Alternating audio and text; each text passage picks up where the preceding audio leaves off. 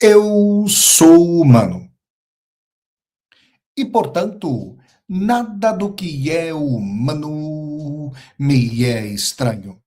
Assim falava o poeta e dramaturgo romano Terêncio, e assim falo eu, Flávio Ricardo Vassoler, escritor, professor, youtuber, nômade, fiel como os pássaros migratórios, fundador da Universidade Virtual do Vassoler e apresentador do programa Filosofia do Cotidiano na TV 247.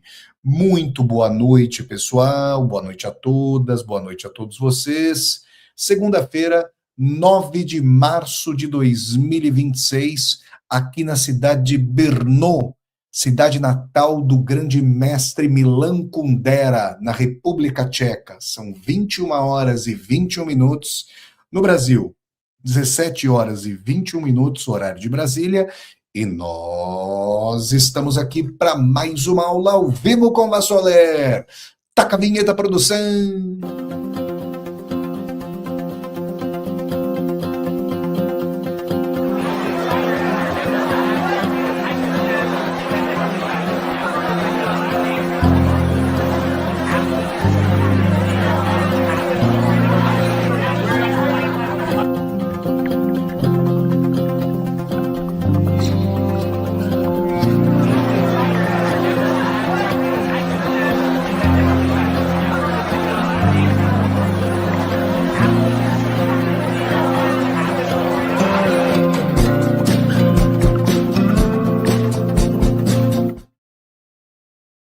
Vamos lá, pessoal. Em mais essa aula aqui ao vivo com Vassoler, eu quero me perguntar e perguntar a vocês se a guerra no Irã é o começo mesmo, como tem propalado alguns analistas, é o começo do fim do Império dos Estados Unidos. Será mesmo?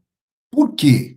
Vamos analisar esse aspecto, isso é muito importante para a gente perceber, então, uma grande virada epocal, porque desde o fim da Segunda Guerra Mundial, e se a gente for pegar, né, com o processo de formação industrial dos Estados Unidos ao longo do século XIX, o fato de as potências europeias terem se exaurido na Primeira e na Segunda Guerras Mundiais, os Estados Unidos despontando como a grande potência mundial econômica no pós-Segunda Guerra, a União Soviética nunca fez frente aos Estados Unidos em termos econômicos. Fazia frente aos Estados Unidos em termos militares, mas jamais economicamente. Agora sim, os Estados Unidos encontram um verdadeiro adversário, não só no âmbito militar, mas no âmbito econômico, a China. Então, por que, se for o caso, né, nós vamos falar sobre isso, a guerra no Irã é um potencial fim, início do fim do Império dos Estados Unidos. Antes de mais nada, eu quero pedir a todas e a todos vocês que deem aqui um like no vídeo, que curtam o vídeo, que disseminem esse vídeo pelas redes sociais, para que nós possamos dialogar com cada vez mais e mais pessoas. Aqui embaixo do vídeo tem a tecla Seja Membro, vocês podem se tornar membros humanistas do canal. Tem também a tecla Valeu, para vocês poderem fazer uma contribuição financeira. Está passando aqui ao pé do vídeo, no banner azul rotativo, a chave do Pix, para vocês poderem fazer um Pix aqui para o meu canal, Flávio Ricardo Vassoler. A chave do Pix é nomade.editora@gmail.com. Eu repito, nomade flavoricardo.editora@gmail.com. Quem estiver aqui no chat do YouTube pode fazer um super sticker, que é uma saudação paga, um super chat, que é uma pergunta paga, e eu vou agradecer muito a vocês.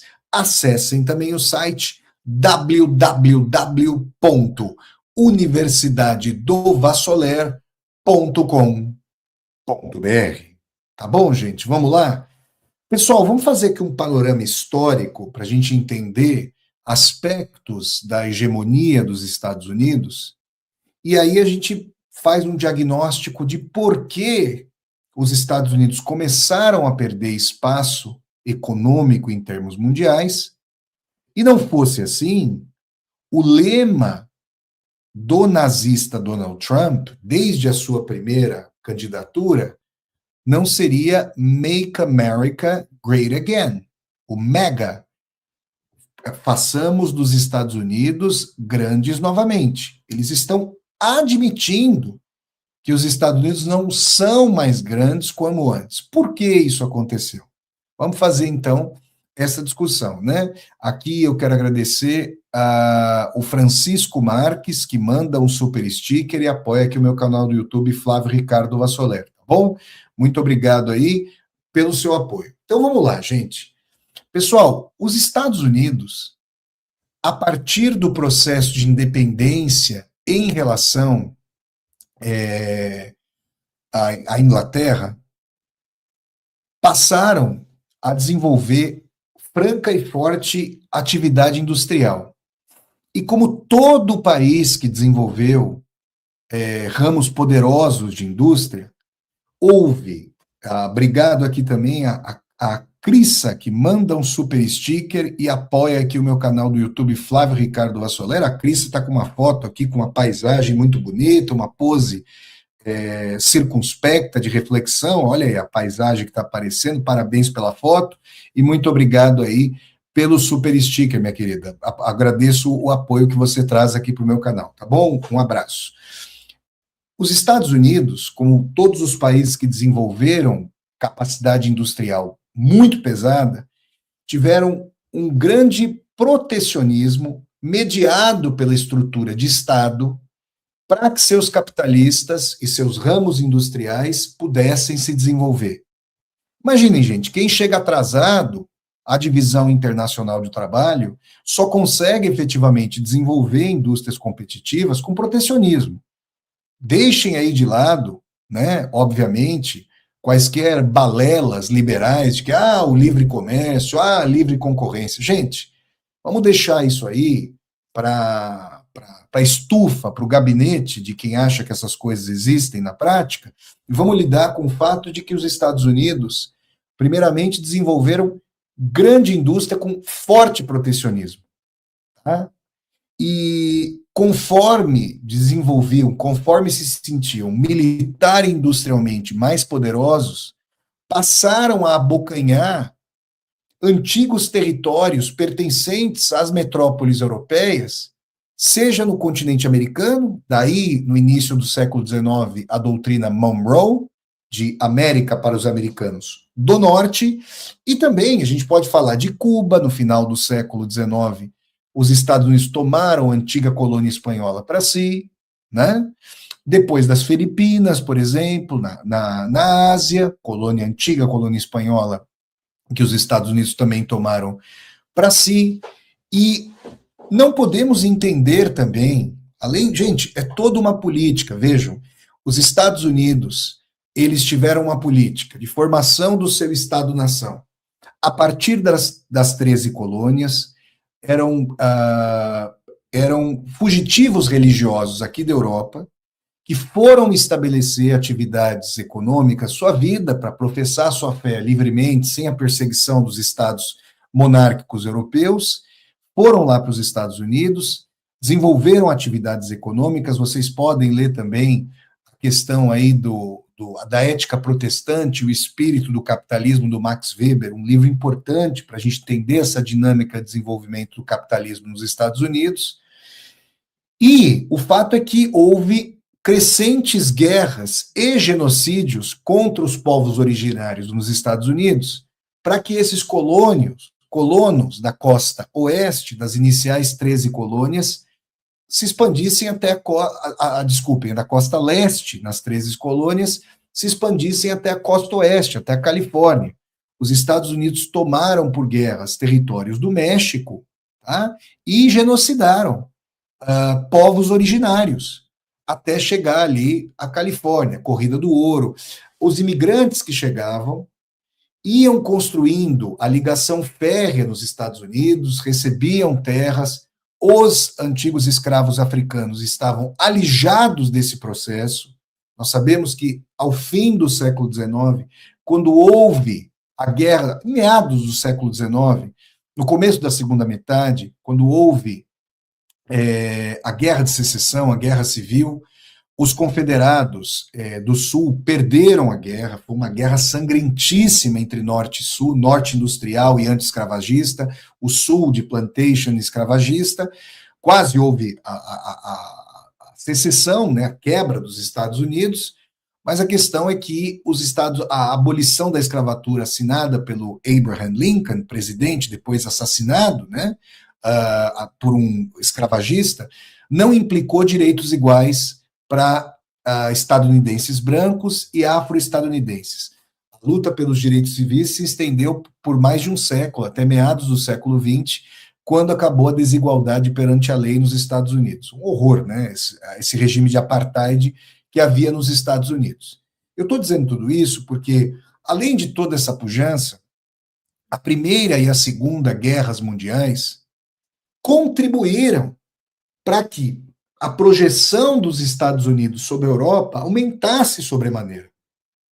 Porque com a destruição da indústria europeia nas guerras, e sobretudo na Segunda Guerra, os Estados Unidos abocanharam filões e mais filões de produção, injetaram dinheiro na economia europeia ao fim da Segunda Guerra com o Plano Marshall, para que os europeus comprassem seus produtos industrializados.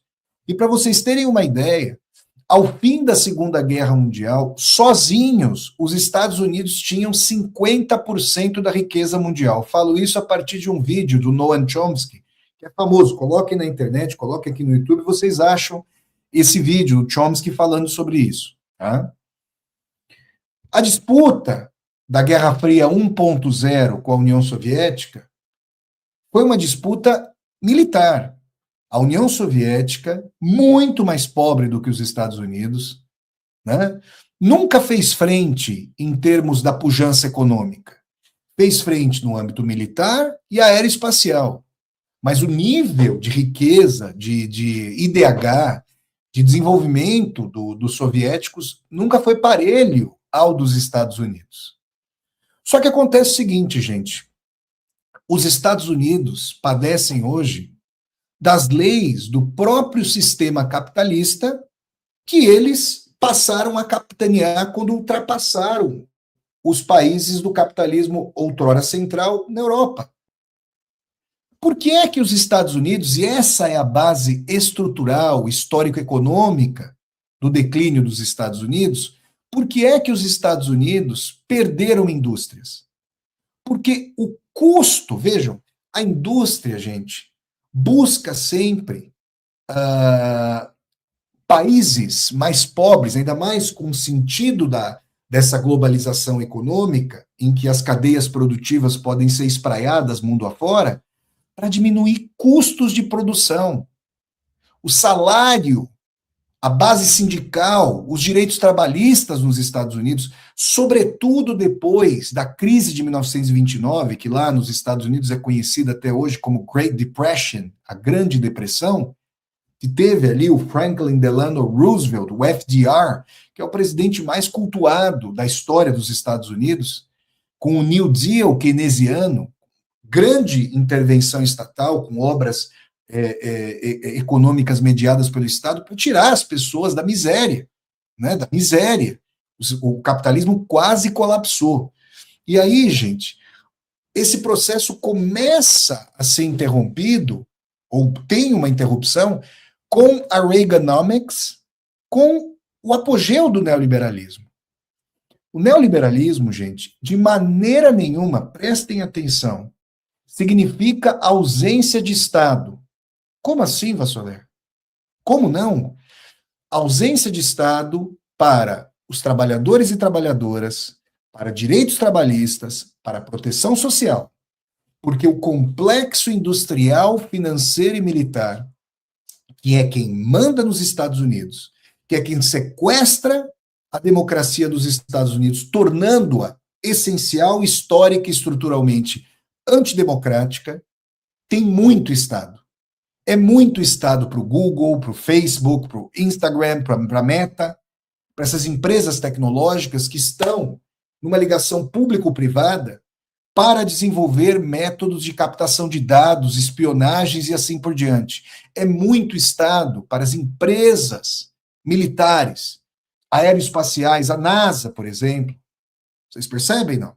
É muito Estado ali, mas pouco para a proteção social. E nós temos uma situação em que as empresas estadunidenses foram sobremaneira para a Ásia, sobretudo para a China, também para a Indonésia, para o Vietnã, buscando, e as europeias também, buscando salários menores. Uma exploração mais intensa da mão de obra, com jornadas de trabalhos maiores, salários menores, para diminuir custos de produção. Isso é uma lei do capitalismo, buscando aumento das taxas de lucro. Eu morei nos Estados Unidos durante 2 anos, morei na cidade de Chicago, 1 ano durante o doutorado e 1 ano para o pós-doutorado, 2014, 15, depois 16, 17, né? Entre 16 e 17, entre 14 e 15. Pessoal, eu estava, portanto, no meu 2º ano por lá, quando, lamentavelmente, o Donald Trump foi eleito pela primeira vez. E eu me lembro dessa dimensão do MEGA, do Make America Great Again, de ele ter ido para a porta de uma antiga fábrica da GM, em Michigan, para falar para os antigos trabalhadores que então viviam. Acabou, o sonho americano, gente, estava baseado, se vocês assistirem o Capitalism, A Love Story, ao documentário do Michael Moore, Capitalismo, uma história de amor, vocês vão ver que o Michael Moore, que é ali, de Michigan, ele fala como era bom ser filho da classe trabalhadora nos Estados Unidos ali, na década de 50 e 60. Por quê? Porque os Estados Unidos tinham uma pujança sem paralelo na história humana. Porque as indústrias automobilísticas, tecnológicas do Japão e da Alemanha estavam em frangalhos. Quando elas se reergueram, opa! Aí os Estados Unidos começaram a perder filões. Isso sem falar da China, que já vai entrar na jogada aqui para nós. Então, pessoal, começou a haver uma profunda desindustrialização dos Estados Unidos, um desemprego crônico da classe trabalhadora dos Estados Unidos, uma financeirização do capitalismo por lá, com enorme concentração de renda, com destruição da classe média ou da classe trabalhadora que havia ascendido à classe média, e numa perspectiva, isso não é só nos Estados Unidos, isso acontece mundialmente, de que os filhos já não tenham dimensões e divisões de que terão mais retorno financeiro, mesmo com muito estudo, do que os pais. Percebem, não? Ao passo que a China, com as reformas implementadas pelo Deng Xiaoping, a partir da morte do Mao Tse-tung, e aproveitando a enorme escolaridade da população chinesa, ou seja, não foi um aproveitamento dos trabalhadores e trabalhadoras chinesas a partir do nada, como raio em céu azul, tem toda uma construção de capital cultural para se estabelecerem as reformas que criaram zonas econômicas especiais, que permitiram a chegada de capital estrangeiro com uma série de condicionantes. Que houvesse não só montagem de produtos na China, mas transferência de tecnologia. A China coligou institutos educacionais, universidades, a empresas, escolheu ramos decisivos para desenvolvimento tecnológico, os ramos infraestruturais, portos, estradas, ferrovias, aeroportos, a transição para a energia verde, mais recentemente a inteligência artificial, os carros elétricos. E a China fez tudo isso e estabeleceu essa economia pujante que, em 1980, tinha o tamanho da economia brasileira e que hoje é a segunda maior economia do mundo, em alguns fatores, já é a maior economia do mundo. A Rússia tem 3 trilhões de dólares de PIB. Os Estados Unidos têm 28, a China tem 17. Quem é o grande competidor dos Estados Unidos? A China. E se nós coligarmos Rússia e China, e as relações entre os dois países são as mais próximas historicamente agora, desde o início da guerra da Ucrânia, aqui sim a gente tem um pool de contraposição. Estão percebendo? Qual é o ímpeto trumpista? Dito pelo Trump, dito pelo secretário de Estado Marco Rubio numa recente conferência de segurança realizada aqui na Europa, na cidade de Munique, capital da Bavária, sul da Alemanha. Queremos reindustrializar os Estados Unidos. O Marco Rubio chegou a dizer que foi uma usurpação o processo de vertiginosa industrialização da China. Olha, gente, eu sei que Marco Rubio, Donald Trump não são muito iluminados intelectualmente, né? Mas eu vou atribuir essa colocação canhestra do Marco Rubio a uma peça de propaganda dos Estados Unidos, porque é muito básica a noção de que as empresas ocidentais foram para a China e a China, com seu comando do Partido Comunista, soube veementemente aproveitar esse processo, tá? Muito bem. Aí que está a questão, eles querem reindustrializar os Estados Unidos. As taxações vinham nesse sentido. Só que, gente, esse é um processo profundo, porque demandaria que as empresas retornassem. Mas o retorno das empresas não se dá apenas com protecionismo de taxação. É preciso que haja investimento pesado do Estado, é preciso a construção de infraestrutura, é preciso subsídio. Só que os Estados Unidos estão numa situação econômica de caminho para o colapso, porque a relação dívida-PIB é tremenda, é a maior dívida. A do Japão está na ordem de 210%, a dos Estados Unidos é maior, o que significa que a capacidade de endividamento dos Estados Unidos tende a fazer uma pressão ainda maior para a relação dívida-PIB. Vocês estão entendendo a bomba relógio? E esse aumento da relação dívida-PIB vem com uma menor capacidade econômica dos Estados Unidos. Por isso, e não à toa, pessoal, e não à toa, os Estados Unidos, em 2021, 20 anos depois de invadirem imperialmente o Afeganistão, saíram de lá, porque não estavam mais conseguindo bancar a empreitada, isso estava colapsando a economia. Tá? Aqui, o Paulo, a grande questão é, este império cairá pacificamente ou atirando para todos os lados, levando o mundo junto? Paulo, obrigado pelo apoio, tá? Pelo superchat. Eu creio que a pergunta já está respondida. Já está, a questão é que já está tirando para todos os lados. A guerra já está sendo feita, tá? Aqui obrigado, Paulo. Aqui o Fábio Dantas. A foto que a foto que o Fábio colocou aqui é hilário, tá? É hilário. Olhem aí vocês mesmos. Um singelo reconhecimento do alto nível dessa live. Parabéns, professor Bassoler. Muito obrigado aqui, Fábio, pelo superchat aqui. Muito obrigado. Tá bom? Eu gosto. É isso aí, gente. O humor de vocês é formidável e muito bacana. Então, vejam só. Nós temos uma situação em que os Estados Unidos querem a reindustrialização, percebem, por exemplo, nessa questão dos minerais terras raras, que são fundamentais para a sua indústria bélica, porque fazem parte de microchips, porque fazem parte de submarino nuclear, porque fazem parte de tanques, porque fazem parte de foguetes, eles querem que se forme um pool de países, e o Brasil, que é o segundo maior detentor de minerais terras raras, não quis fazer parte. Mas não é só a questão de extrair os minerais terras raras.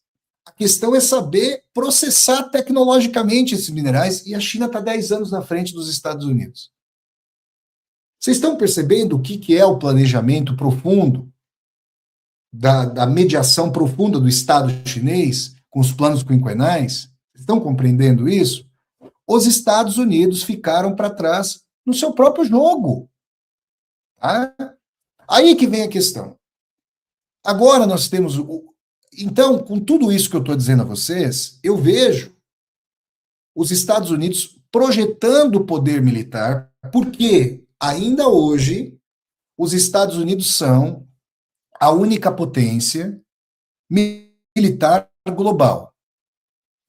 Vocês não estão vendo a Rússia, por mais que a Rússia esteja eventualmente fornecendo armas, tecnologia de satélite para georreferenciamento, ao menos por hora, nem Rússia nem China se envolvem diretamente ou ostensivamente na guerra entre Israel e Estados Unidos de um lado e Irã de outro. Vocês não veem isso. Não que não haja envolvimento nenhum. Tá?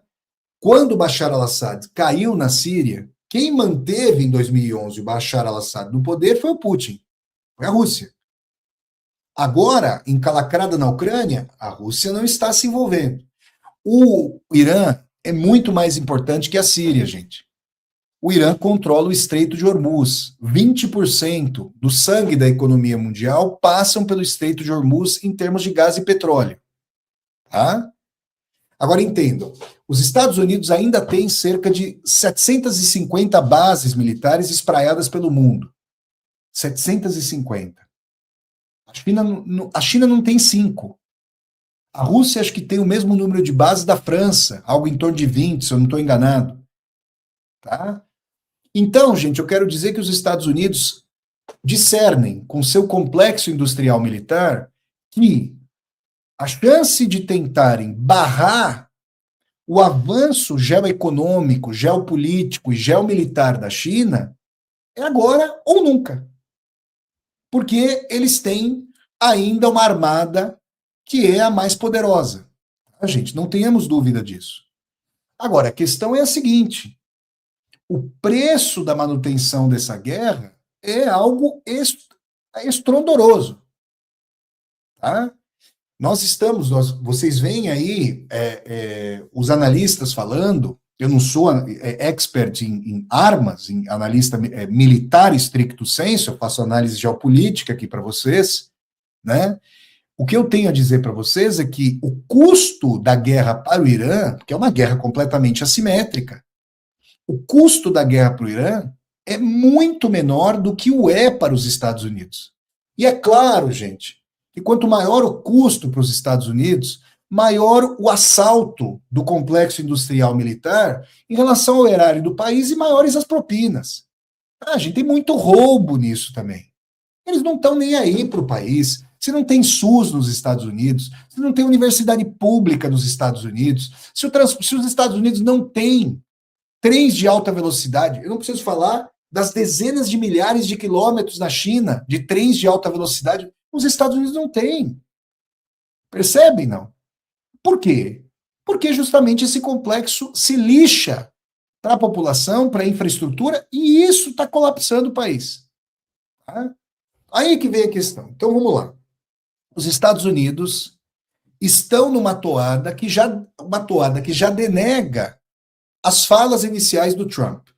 Mas não achem, pura e simplesmente, que o Trump... Tudo bem, nós sabemos que o Trump jamais jogaria xadrez, no máximo jogaria damas.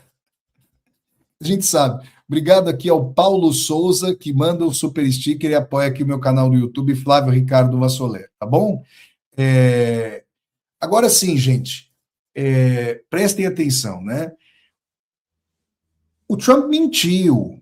O Pete Hegseth, secretário da guerra, mentiu. Eles estão mentindo, gente. Mentiram no começo. Vamos derrubar lá o regime.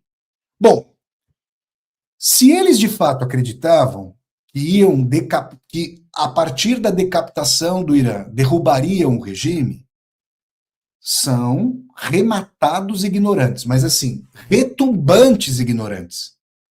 Não, hoje, eu estou aqui na cidade de Brno, na República Tcheca.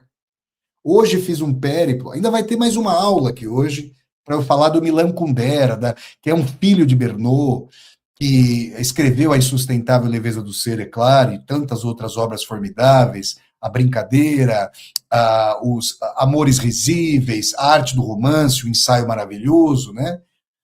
Eu estava voltando da casa onde morou os primeiros anos o Milan Kundera e passei em frente a uma academia militar, passaram duas moças fardadas. Aí eu falei, olha, excuse me, do you speak English? Vocês falam inglês? E elas falavam muito bem.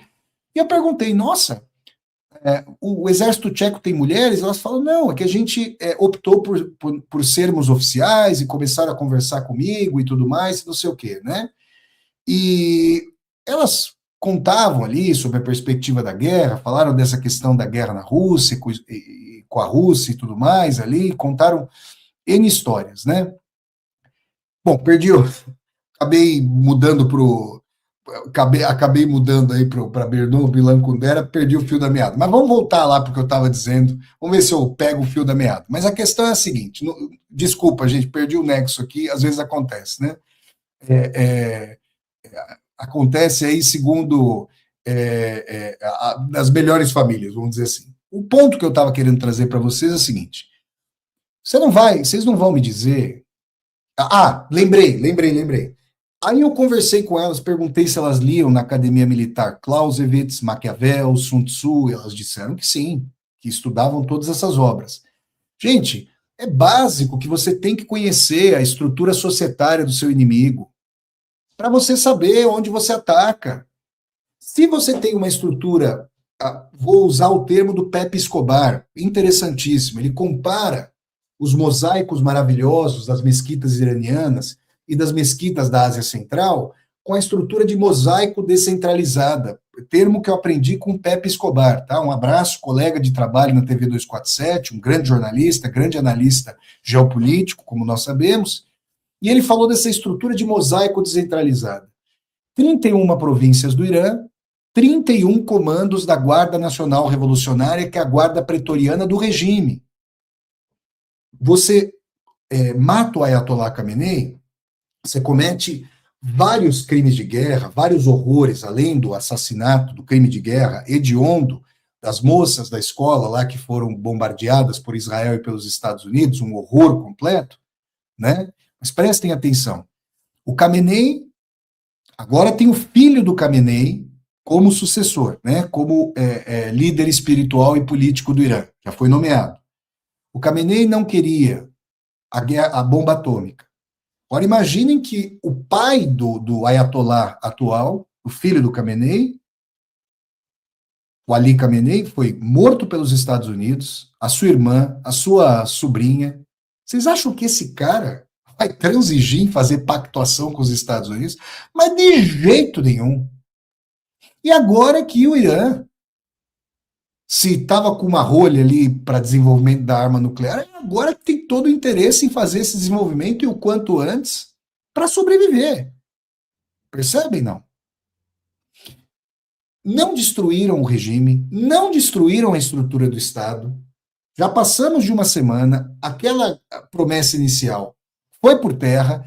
Já se fala em insurgência com vários grupos armados, curdos, baluches, azeris, que talvez tenha acontecido um ataque de bandeira falsa israelo-estadunidense contra o Azerbaijão para puxá-los para a guerra, porque Israel, obviamente, quer que todas as forças se contraponham ao Irã. Só que acontece o seguinte: o Irã está mostrando capacidade de resistência. Quanta resistência? Durante quanto tempo? Eis a questão. E não só para o Irã. Porque se essa guerra se prolonga, é o colapso da economia mundial. É o colapso dos empregos ao redor do mundo. É a hiperinflação. Que as pessoas tenham clareza disso. Eu tenho falado sobre isso todos os dias, praticamente, aqui no meu canal do YouTube, Flávio Ricardo Vassoler. Tá?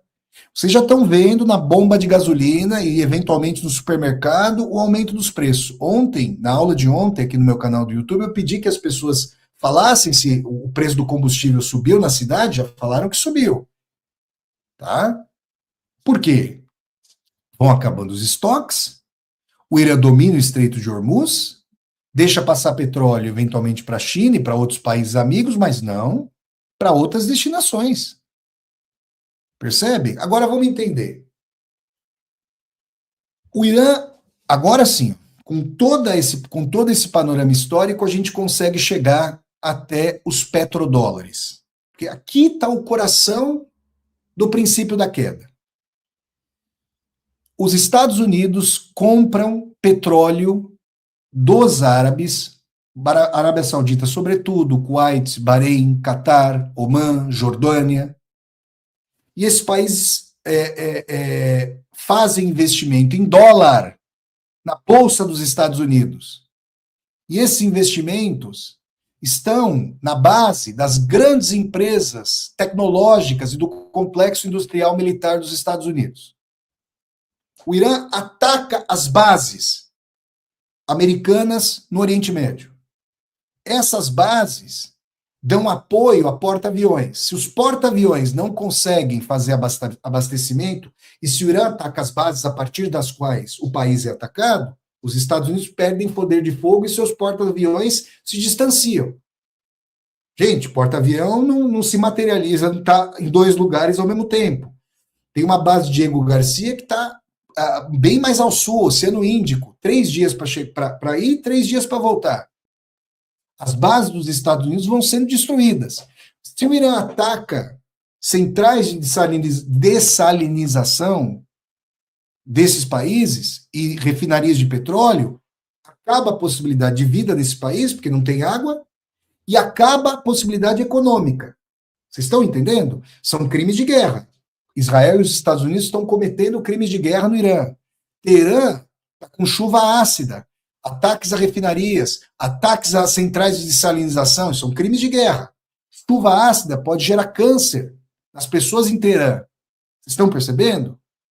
Então eu estou dizendo para vocês o seguinte, se nós temos uma degola dos petrodólares, vocês entenderam a noção dos petrodólares?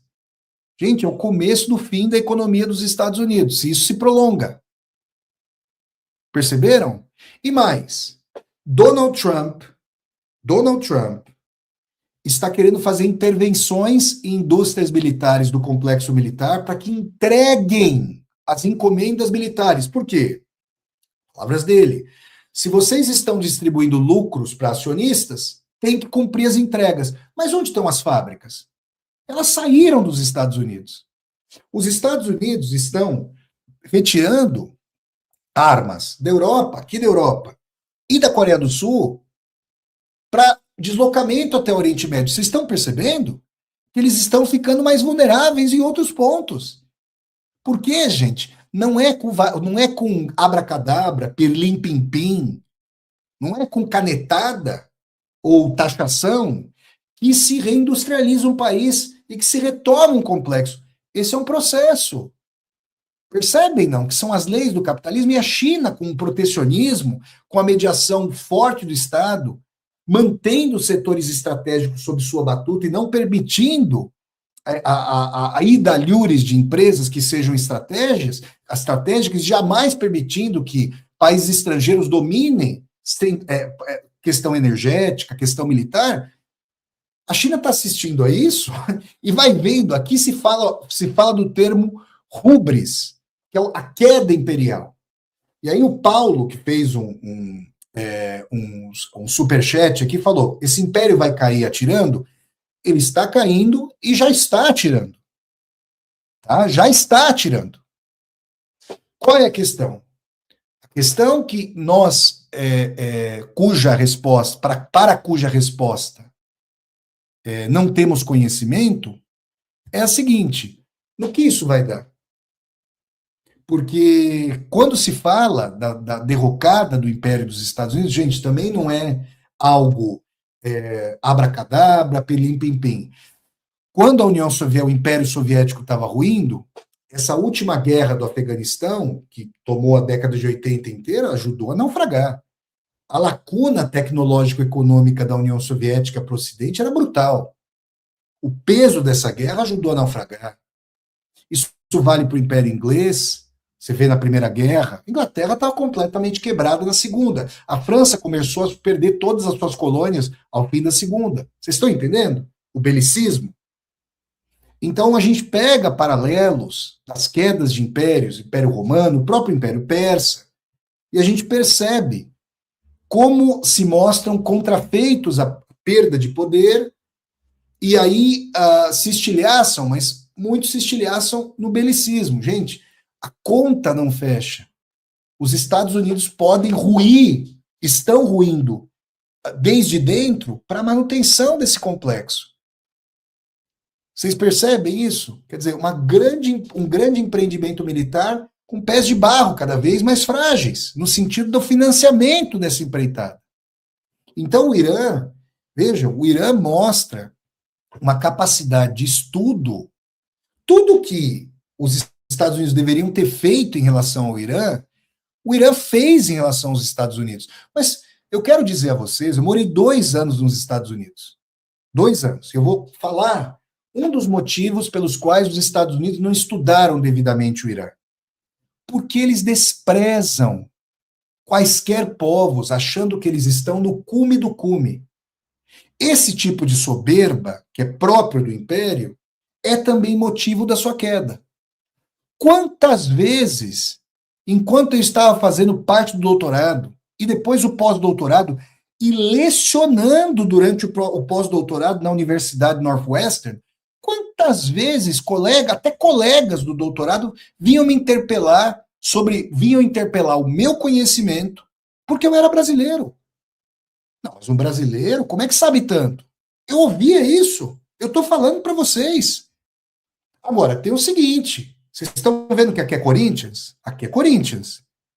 Eu sou da paz, tá, gente? Sou da paz. Eu sou da paz. Só que não vem querer tirar uma comigo. Vocês percebem, não? Eu sou da paz, mas se a pessoa vier tirar uma comigo, vai ouvir. Vai ouvir. E ouviam. Só que você tem que ficar se provando. Eu estou usando esse exemplo para vocês para dizer o seguinte: eles subestimaram o Irã. Subestimaram. Não é que só subestimaram. Eles querem a escalada com os boots on the ground, com os homens lá. Só que isso gente, é uma guerra que vai levar à bancarrota ao Estado dos Estados Unidos. Eles não vão conseguir sustentar isso. E a impopularidade vai ficar brutal. E o Trump está manejando essa guerra porque ele está com um olho no peixe agora e outro no gato em novembro. Ele não quer eleições de meio termo. Porque se ele perder as eleições, se o partido dele, os republicanos, perderem a eleição, ele vai para impeachment. E se for para impeachment, ele vai perder o cargo aí. Os crimes potenciais, estou falando potenciais porque tem que ser investigado, né? A gente não fala que tem convicções. A gente precisa de provas. Basta prisão, já não basta a prisão política do Lula, pela farsa jato, né? Então, mas potenciais crimes, ele vai para a cadeia. Tá? Deixa eu ver aqui, o Paulo manda mais um superchat aqui e fala assim: a forma como a grande mídia cobra essa guerra é assustadora. Parece que as bombas dos Estados Unidos que matam inocentes não são um problema, apenas as bombas iranianas. Com certeza. Paulo, obrigado aqui pelo seu superchat. Obrigado, amigo. Veja, o conglomerado midiático é todo patrocinado, correia de extensão, do truste, do conglomerado bélico. Tá? Bélico financeiro militar, industrial financeiro e militar. Eles orquestram, né, esses discursos. Orquestra, é tudo orquestrado, gente. Tá? Então aqui eu estou tentando explicar para vocês o seguinte: o princípio do fim pode estar associado à destruição das fontes de municiamento da economia dos Estados Unidos, porque essa chamada Pax Americana, a dominação do Oriente Médio pelos Estados Unidos, tendo Israel como cabeça de ponte e os países do Golfo, os países árabes do Golfo, Pérsico, claro, como correias de extensão, com as suas bases dos Estados Unidos, isso pode estar ameaçado. Sobretudo os países árabes do Golfo. Vocês estão percebendo? E aí os Estados Unidos se veem profundamente ameaçados. Qual é a questão? A questão é a seguinte: como eu já falei para vocês, nós não temos como garantir que não possa haver uma guerra nuclear, a utilização de artefatos nucleares. Por quê?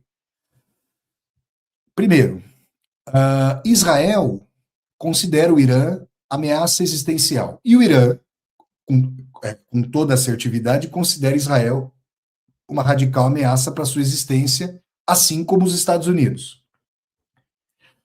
Se esse conflito se prolongar, enquanto ele se prolonga, o que é que você acha? O que vocês acham que os cientistas nucleares iranianos estão fazendo?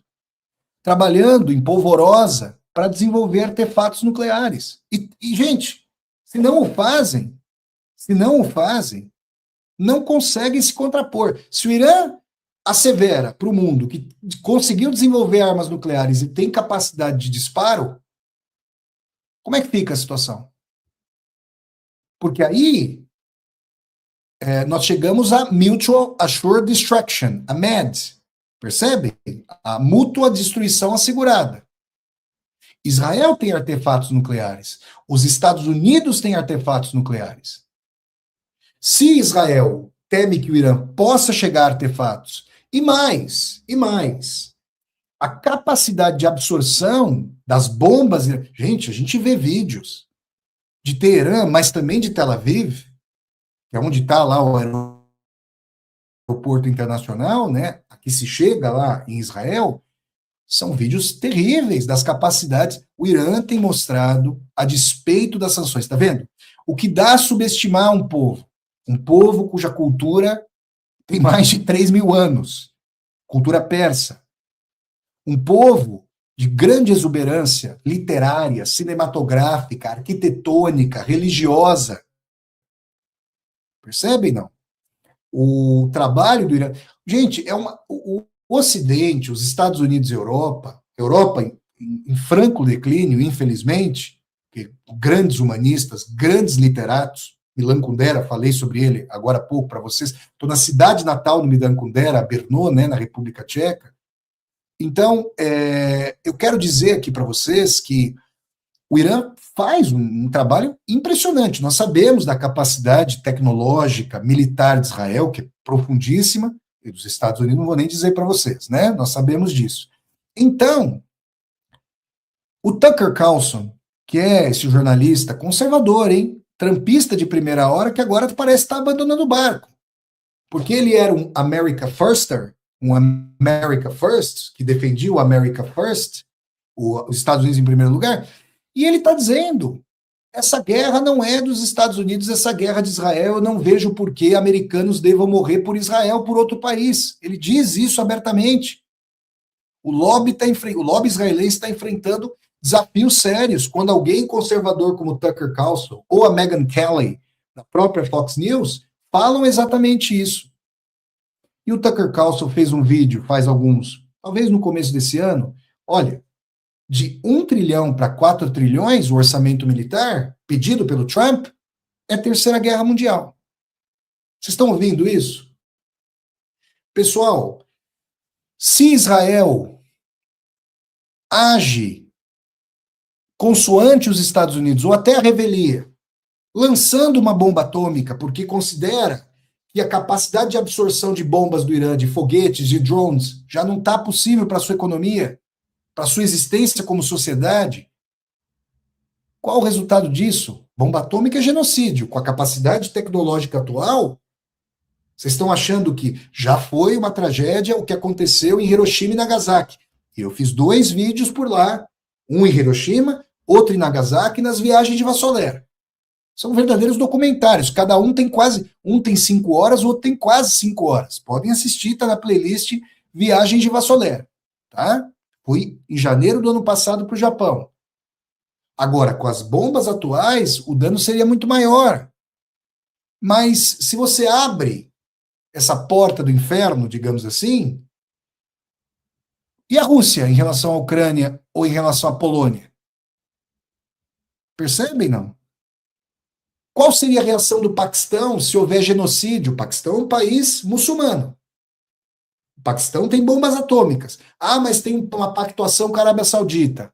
Os baluches poderiam querer independência, baluches que têm relação com o Paquistão. Mas, gente, é um genocídio contra um país muçulmano. O Paquistão é sunita, o Irã é xiita, é verdade. Mas como é que seria isso?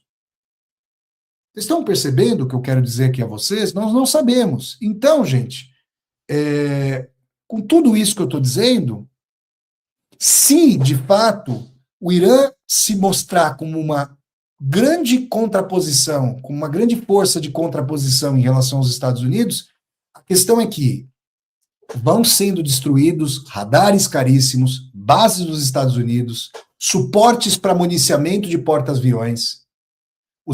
As bases dos Estados Unidos vão sendo varridas do Oriente Médio, e esse pode ser um grande objetivo do Irã, expulsar os Estados Unidos do Oriente Médio. Em contrapartida, Israel vai fazendo a Grande Israel, já trouxe guerra civil para a Síria, está ocupando territórios do Líbano. Vocês percebem, não? Aí, gente, a questão é saber se, com essa aceleração para que os Estados Unidos mandem tropas, gente, já há discussões subreptícias de até 500 mil homens para invadir o Irã. Já há discussões de que forças especiais vão tomar a ilha de Karg, que é responsável ali no litoral iraniano por grande parte da infraestrutura de exportação de petróleo. Estão tentando sufocar a economia iraniana. Só que a questão é a seguinte, também é importante dizer isso, né?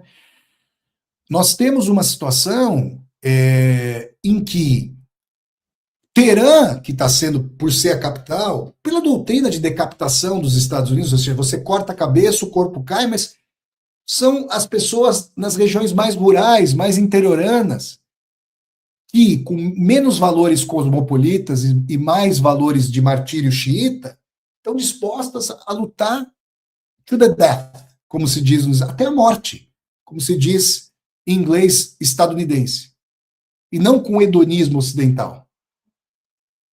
Perceberam, gente? Então, o que eu estou trazendo aqui para vocês é um cenário, e eu deixo essa questão aberta. E, de fato, em termos industriais e na perda relativa, ainda sendo a maior economia, mas uma coisa é ser a maior economia com a China do tamanho do Brasil.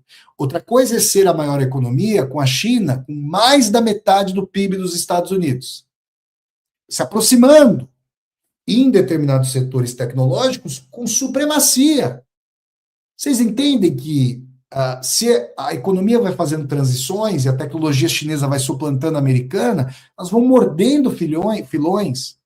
E mais, com essa atuação translocada dos Estados Unidos, o dólar como arma de destruição em massa, como bomba atômica financeira, os países vão buscando fontes alternativas, ouro, transações em moedas locais, sistemas financeiros alternativos ao SWIFT dos Estados Unidos, porque isso é arma de sanções e arma de guerra.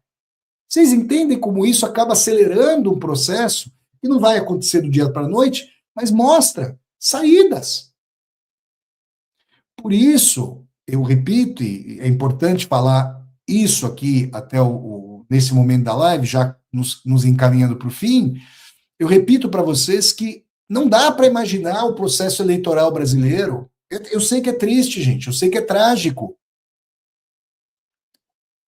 Votar no Lula em outubro, e se houver segundo turno, e provavelmente vai haver segundo turno, no segundo turno, não é só votar na tradição trabalhista, petista, lulista, de civilização, é votar na civilização brasileira contra a barbárie da extrema-direita. Nós sabemos disso. Nós não lembramos do despresidente falando que não era coveiro, subestimando a Covid-19.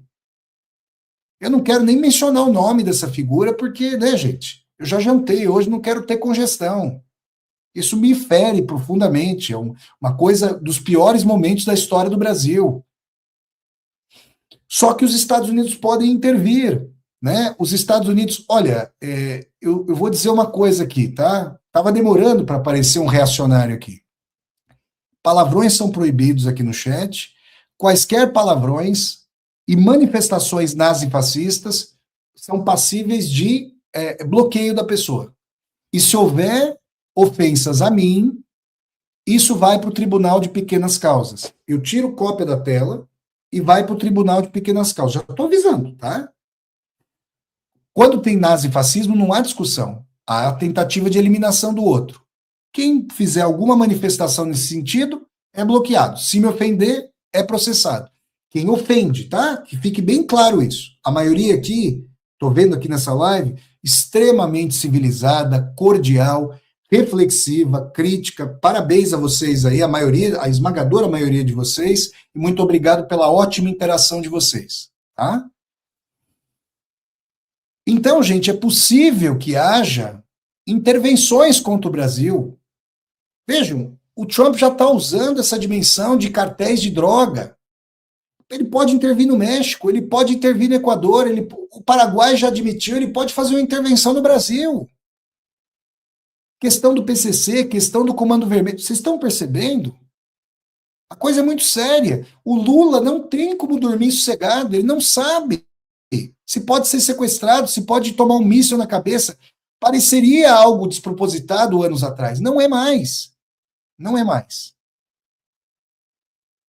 Tá bom, gente? Então, olha, era isso que eu tinha a dizer para vocês, e eu quero aproveitar mais uma vez esse momento aqui para fazer um convite para vocês encarecidíssimo, aproveitando que eu estou numa cidade literária, tá? Literária, Brno, cidade natal do Milan Kundera. Gente, eu quero contar com vocês, hein? Vamos fazer inscrição, gente? Eu quero contar com todas e todos vocês inscritos nessa aula especial e 100% gratuita que eu vou ministrar no dia 24 de março, uma terça-feira, a partir das 8 horas da noite, horário de Brasília, sobre 2 mestres da filosofia e da literatura, tá? Jean-Paul Sartre, com o ensaio O Existencialismo é um Humanismo, e o mestre Albert Camus, com esse romance magistral, dos melhores que eu já li na vida, O Estrangeiro. Tá? E essa aula vai ser especial, gente, é uma aula especial. Especial. Por quê? Porque ela não estará disponível aqui no meu canal do YouTube, Flávio Ricardo Vassoler, e nem na TV 247, que retransmite várias aulas minhas. Ela só estará disponível para quem se inscrever. E a inscrição é gratuita. Não precisa pagar nada. Não vamos pagar nada. Lá, lá, lá, lá. Não vamos pagar nada. É tudo free. Aí, gente. Podem se inscrever, gente. Então é o seguinte, ó. Vassoler, eu quero saber se o existencialismo é um humanismo, como advogava o Sartre, ou se, na verdade, é um niilismo, como pensava, ou como sugeria Albert Camus. Então é o seguinte, vocês querem essas respostas, vocês querem acompanhar essa aula especial e gratuita? Façam a inscrição. Como é que vocês podem se inscrever, gente? Eu deixei aqui no chat do YouTube, está já na descrição desse vídeo e estará no comentário fixado sob este vídeo o link de inscrição para essa aula especial. Está aparecendo aqui na tela, acima do banner azul rotativo, está aparecendo aí, ó, link para inscrição na aula especial sobre Camus e Sartre. Aqui, ó. Peguem, cliquem nesse link que está aqui no chat do YouTube, está na descrição do vídeo, estará no comentário fixado, e vocês serão levadas e levados para a página de inscrição. É só colocar os dados, colocar em concordo e enviar, tá tudo certo, vocês estão inscritas e inscritos. Quem estiver assistindo a essa aula pelo computador ou pela televisão, pode pegar o celular, é que meu celular agora nunca está perto aqui, cadê meu celular? Sei lá onde está meu celular. Aqui, ó, tá aqui. Peguem o celular de vocês, abram a câmera do celular de vocês e apontem, por favor, a câmera para esse QR Code que está aqui na tela. Vou até tirar aqui o link para vocês verem. Vocês apontam para o QR Code e aí vai abrir um hiperlinks para vocês clicarem, ou eventualmente, não sei se iPhone ou smartphone já encaminha direto, e vocês vão ser levadas e levados para a página de inscrição também. Aí é só colocar os dados e colocar em concordo e mandar que vocês vão estar inscritas e inscritos. Gente, vocês vão garantir. Pessoal, detalhe, hein? Depois que vocês se inscreverem, seja por meio desse link que está aparecendo aqui no chat do YouTube, está na descrição do vídeo, estará no comentário fixado, seja por meio do QR Code, entrem no grupo de WhatsApp da aula especial. Hoje eu já mandei mensagem. Mandei uma foto especialíssima do Sartre e do Camus. Mandei link para uma aula especial minha, uma aula especialíssima sobre o Camus, que é para o pessoal ir se preparando, mas isso só vai receber quem tiver inscrito na aula. Se inscrevam, gente. Aula especial e gratuita. Aproveitem, gente. QR Code para se inscrever com a câmera do celular ou link aqui no chat do YouTube para vocês garantirem essa vaga. Tá bom, gente? É isso então, gente. Eu quero agradecer a todas e a todos vocês que assistiram a mais essa aula aqui ao vivo com Vassoler. Eu peço que vocês deem aqui um like no vídeo, curtam o vídeo, disseminem esse vídeo pelas redes sociais para que nós possamos dialogar com cada vez mais e mais pessoas. Aqui embaixo do vídeo tem a tecla Seja Membro, vocês podem se tornar membros humanistas do canal. Tem também a tecla Valeu, para vocês poderem fazer uma contribuição financeira. Está passando aqui ao pé do vídeo, no banner azul rotativo, a chave do Pix, para vocês poderem fazer um Pix aqui para o meu canal. Flávio Ricardo Vassoler, a chave do Pix é nomade.editora@gmail.com. Eu repito, nomade.editora@gmail.com. Aliás, muito obrigado pela chuva de pixes. Estão caindo vários pixes. Muito obrigado pelo apoio de vocês. Se inscrevam aqui no canal e toquem a sinetinha para vocês poderem receber as notificações, tá bom? E acessem também o site www.universidadedovassoler.com.br. Finda mais uma aula com Vassoler. Taca a vinheta, produção.